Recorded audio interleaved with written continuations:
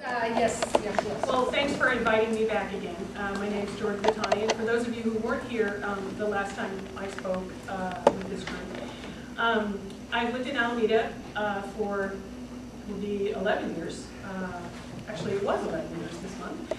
I moved here with my family in 2001, and my husband, David Burton, is an architect who practices in Berkeley, and as some of you know, is also on the planning board for the city. And our son Miles is a prototypical middle schooler in 8th grade, and we have a dog who doesn't get out much. She's a German Shepherd. Anyway, we came back to Alameda to live in 2001 because my mother was ill and coming to live with us. And we needed a bigger house and a place to put her, and we found one of those piles out on the edge of the Gold Coast that had had some really terrible things done to it. And it's great when you're married to an architect because you can see past that mess. And my mother was born and raised in Alameda, and in fact was born at Alameda Hospital, and was, the weekend we moved her in with us to Alameda in our house, was her 50th class reunion at Alameda High School. And we got a crash course in what a wonderful small town this is, because my mom's friends from kindergarten through high school, most of whom still live in town, did a pylon with us and helped with that end of her life process. And one of the things I learned about Alameda is it's a small town, people have real connections to each other, and I began to understand that things are possible in Alameda that are not possible elsewhere. And that's a long transition into why it is I decided to step up and offer to serve on the hospital board. Because the story about Alameda Hospital is really interesting. When I moved here, I'm a healthcare consultant and technology professional by training, and I've worked in the healthcare industry for more than 30 years. And the parcel tax measure was just coming up on the radar when we first moved here, and I thought, this is amazing. It's this tiny hospital in the most competitive hospital environment and the most highly concentrated hospital environment in the country other than Metro Boston. And these people are trying to put together a plan to subsidize it with tax money. Nobody's done that in California in the last 40 years. And then it passed. And I thought, well, okay, this is really amazing, and I watched it sort of take shape, and there came an opportunity for me to apply to be appointed to a midterm vacancy, and I thought, I have lots of skills, I know lots about this industry, I know really a lot about how healthcare gets paid for.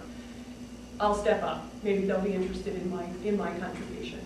And so I was appointed to a midterm vacancy and served my first 2 years. When I was up for re-election, I was unopposed, so I've never run a campaign before. I've been on the board for 6 years. For most of that time, I've been the president of the board. My priorities as a board member have not changed since I got there. There are two things that I balance all the time in my decision-making, and they are equally important to me, and I believe to the voters as well. And those two things are to be an effective and prudent steward of the public funds that are used to subsidize the hospital. And the second thing is to ensure that there is high quality and safe patient care available to people in Alameda at that hospital right here at home. Those are the two things that I balance, and that's the test that I put up against all of the decisions that I make. I was ready to step off the board at this juncture. 6 years is a long time. Most of that time as the president is really a long time. But we are at a critical juncture with the hospital. We've had some very significant challenges. Not gonna lie about that. Last year was really bad. And we have been working for a long time on a number of initiatives to solve those problems, and a couple of them have come to fruition here very recently. And thanks, Nancy. And we have, I'll be very honest, we have a couple of other ones in the works that are not yet ready to roll out. I'm not ready to walk away from that responsibility. I think it's important to close those things up and deliver them to the hospital and to the community, and I think it's critical to the future of this very important community asset. I can help work on those things if I'm reelected, and I'm committed to doing that. Thanks. Good. Well, thanks for inviting me. I'm running for a second term also. With the nearest emergency room 20 minutes away, Alameda Hospital continues to be a community asset. And the reason I'm coming back is to enhance the care, quality care, and protect the safety net that is quickly becoming the emergency room. There's individuals, an individual on the board that would like to close the emergency room. I think that's not the way to go. I was in business for 25 years. I was the first personal computer consultant in downtown San Francisco in the financial district. And I've spent 25 years in business, and not all years are good years. But it takes a sustained effort to look past that. Little does my 25 years in business with its ups and downs counts. But hospitals have the same. This hospital has been around since 1925, and it's gone through world wars and depression. We've had a little downturn of late, but it's not something to throw your arms up in the air and say, oh, I don't know what we're going to do. You just have to continue doing to the best of your ability. Show up, listen, use thoughtful processes of trying to understand how to make a decision. It's really nice to have a smart board and a smart CEO. It makes life a lot easier. You can get a lot more done in a quick fashion. So we have tried to turn this ship around a little bit. During my 4 years on the board, my biggest help, I think, was to help stabilize the hospital through expanding of outpatient services, which we'll get into specifically as the questions unfold. We've created a new wound care center that just shown the first dollar amounts of its first month in operation. Taking over Water's Edge has also produced its first month, and again, positive. So, as Jordan alluded to, the fact that it was a long year, month after month of shrinking revenues, and to have finally put things in places for the right position at the right time, we can now see it starting to come into fruition. That at least the beginning was a good one, and that's really good in business. You want to start off with the right position. So I think we have to look at Alameda Hospital as a really great little asset. It's the lowest cost general acute care center in the region that still offers a high degree, over 90% value in care. So we've got an interesting little jewel, low cost, and still offering the care. And a lot of it, most of it, has to do with the people that work there. Not us so much as a board, but the management team, and there's 500 or 600 people that work in the hospital are really the real strong community assets. 300 of those people live in Alameda, and they've been there for a long time. If you ever want to see an interesting situation, go to one of the yearly handouts of people given rewards for being around forever.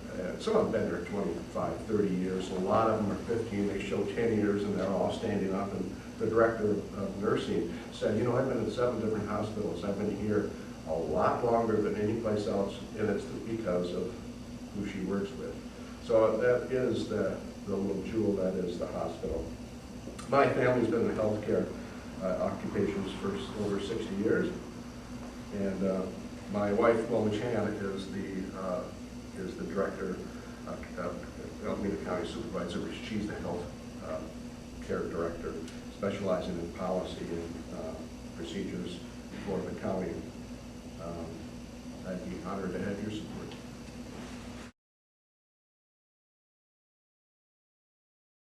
Why I'm seeking to see that kind of alluded to a little bit, but specifically, the hospital needs its position continue to be moved forward. And like many things, it would be very disruptive if the board became unstable now. There's one person on the board who wants to put an end to the hospital. There's a chance that this could become more destabilized. So the reason I'm back, and I didn't plan to run again either, is to make sure that we're continuing on the path that we started. And those paths are trying to keep the hospital open by managing the care, the cost, looking for niche opportunities that can supplement the continuing drain of dollars out of the acute care system. So an emergency system can be continued. It may never be something that makes a lot of money. You're not supposed to make money in hospital, you're supposed to give care. But if we can substitute dollars from other opportunities that we find, then we can keep it alive and well. And that's the support that I think we really need to look at.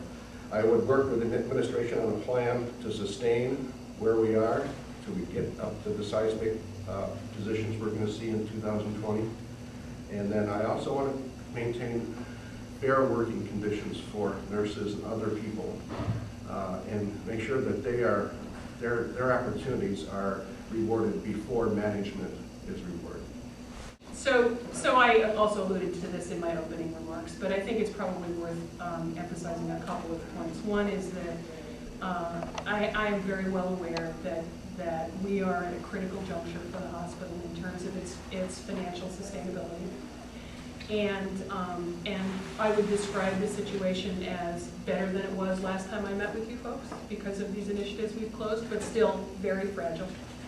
And I think it's an important responsibility that I can fulfill to help bring to closure a couple more initiatives like this to really shore up the financial and long-term sustainability of the hospital. The other thing I think is really important is that being a hospital board member is a really hard job, and what you find outside the public sector is that hospital board members tend to be on hospital boards for a very long time. At Alta Bates, at Summit, at Stanford, these other sorts of places. And the reason for that is there is a very long learning curve for people to acquire the basic knowledge that they need in order to make decisions about what has to happen in hospitals. And because of the nature of the public elections for our boards, we have new members coming in all the time. And in this cycle, it's just Mike and my seats that are up. But in the next election cycle, 3 of the board seats will be open for re-election. And if you get 3 new board members at once, it's good to have some continuity to carry you over that hump. And that's part of, it's just really part of extending those learnings and that experience over time for the leadership of the facility. Okay, so in 2 minutes or less, I'll solve the hospital financing problem for Alameda Hospital and the entire country, because we don't have a special set of problems that every other hospital doesn't have, except maybe we're smaller and we're trying to operate in a really competitive market all by ourselves on a standalone basis. The big asset we have, support from the community and that funding. It's huge, nobody else has that sort of thing. But I think Mike talked about this, and it's a big part of our strategy, and we're starting to see the results from it. Acute care hospitals and emergency rooms do not make money on their own in markets like this with the portfolio of services that we are able to offer. And so Alameda Hospital has to do the things that other hospitals started doing a long time ago, which is to invest in and grow other kinds of healthcare services that frankly meet local needs but are also more profitable. And you're beginning to see the results of those things in some of these initiatives we've launched this year, the Wound Care Center, our expansion of skilled nursing, and the one that's actually coming online in the month of October, which is the expansion and offering of very new, young, highly trained orthopedic surgeons who approached us as they were coming out of their training programs and wanted to establish their practices in Alameda at Alameda Hospital. And you know why they wanted to? Because they had done some of their training at Kaiser and they used the operating room at Alameda Hospital and they really liked it. And when they were thinking about where to set up practice, they wanted to do it right here. We were pretty excited about that. We're really excited about orthopedics because there's a regional shortage of this kind of service, and the fact that we'll have it here is, I think, a tremendous asset to our community and to the larger healthcare region that we're part of. Yeah, I think we are certainly looking at that. The financial problems, I'm chairman of the Management and Finance Committee, and we meet every month, and we've seen the difficulty of trying to, in a very competitive situation, try to keep the dollar amounts in net revenue from getting too far below our reimbursement level. Hospitals are reimbursed for what they do, but one of the lower reimbursement rate versus the cost is an acute care hospital is the emergency system and the beds that are often filled after an emergency. Now, that's not only emergencies. We have 16,000 emergency visits each year. That out of a population of 75,000 is a very good bellwether number to remember, because where would people go if it wasn't for this hospital? So financially, yes, I would say that's always important, but we're not in business to make money. We're in business to provide care and high-level care. So there may be years where things are like that. I think we are turning it around. If you see me on the street in a couple of years, and you say, you said it was going to be turned around, and I understand that it's not, then I'll be very surprised. Because I think with this board and the direction we're going, I think we can get there.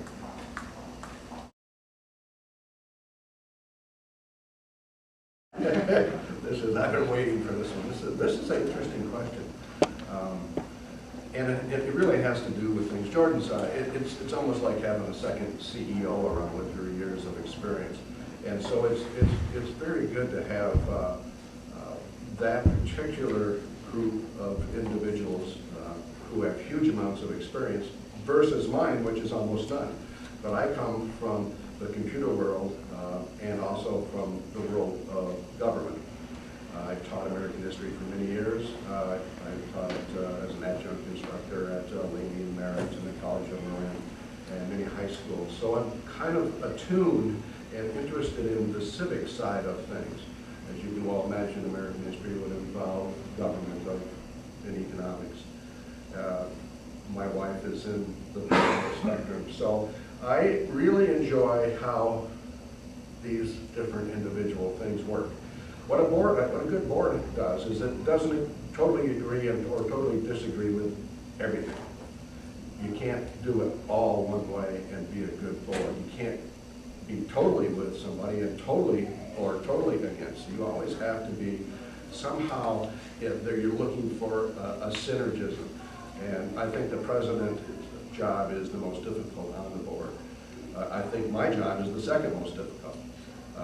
Because between those two things, that's how a system works. And I think we have an energetic, bright, and very rowdy board from time to time. But through that all, I think we respect each other, and I'm really happy to have Jordan.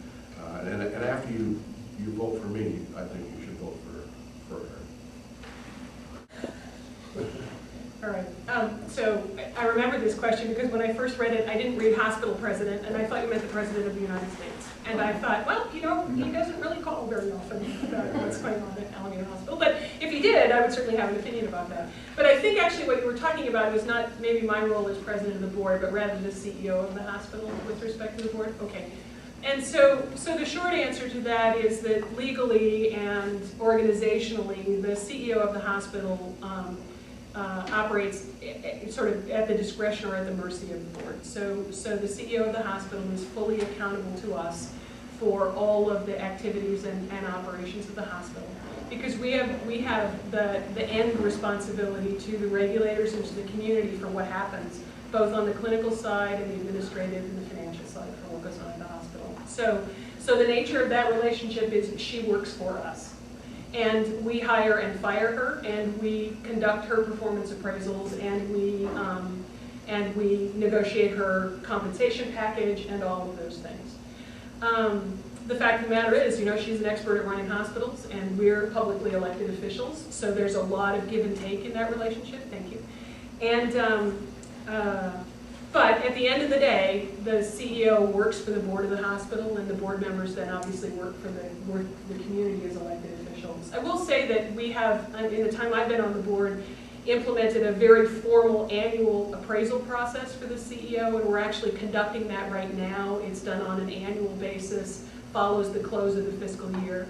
And that process has very formal structured feedback from all the board members. All of the direct reports to the CEO do confidential evaluations that we take a look at as board members. And then we also get input from other stakeholders in the hospital community. So our volunteers organization, the foundation, and also the medical staff. So all of those people contribute in very structured and confidential ways when we put together the CEO's evaluation every year.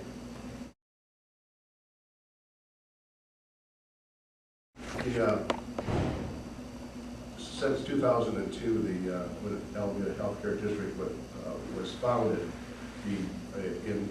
from an election of 70% almost voted in April of 2002.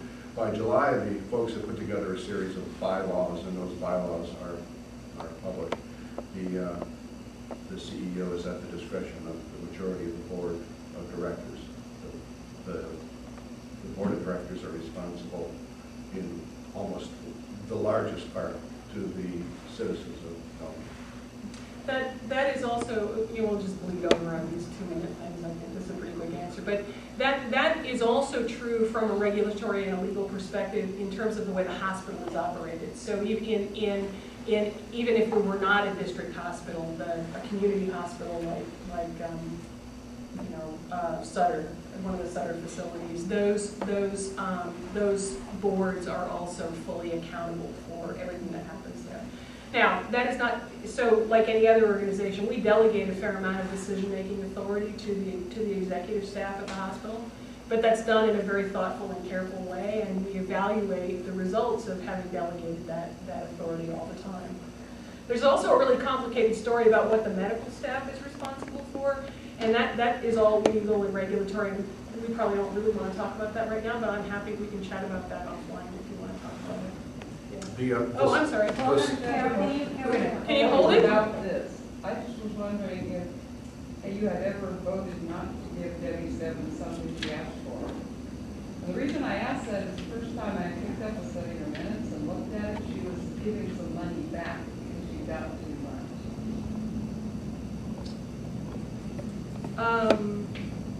I don't recall an event like that, so probably I can't really speak to it. I think I would need to know which minutes you're talking about, because I believe that you misinterpreted them.